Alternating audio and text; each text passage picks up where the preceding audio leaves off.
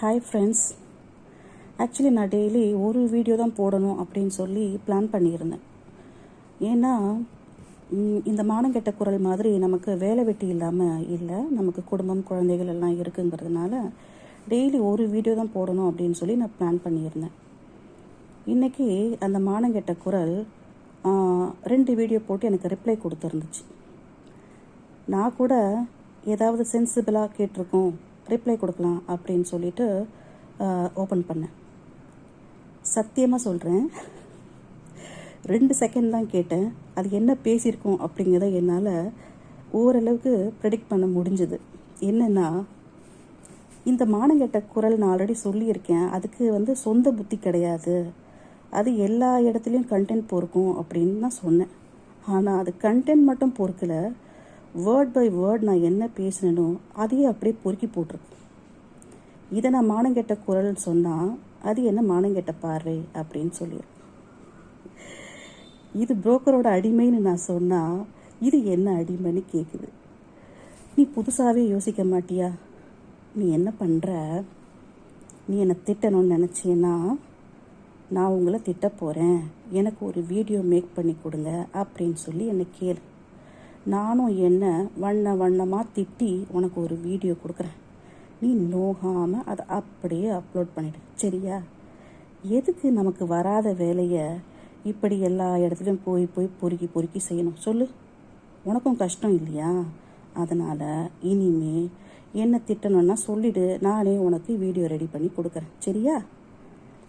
அப்புறம் நான் video open பண்ணதுக்கு முக்கியமான காரணமே, நீ உன்னோட ஃபோட்டோவை போட்டிருந்தியா, எனக்கு ரொம்ப நாளாக உன்னை பார்க்கணும்னு ரொம்ப ஆசை. எனக்கு ஏதோ ஃபோட்டோ போட்டிருக்கே பார்க்கலான்னு சொல்லிட்டு தான் நான் வீடியோ ஓப்பன் பண்ணேன்.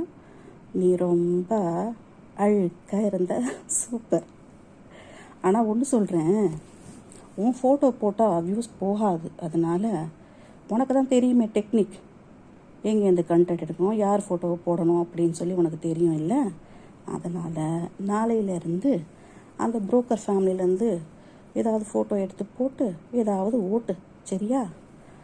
அப்புறம் நீ கேள்வி கேட்குற அளவுக்கு, உனக்கு பதில் சொல்கிற அளவுக்கு நான் உனக்கு ஈக்குவலான ஆள் கிடையாது, சரியா?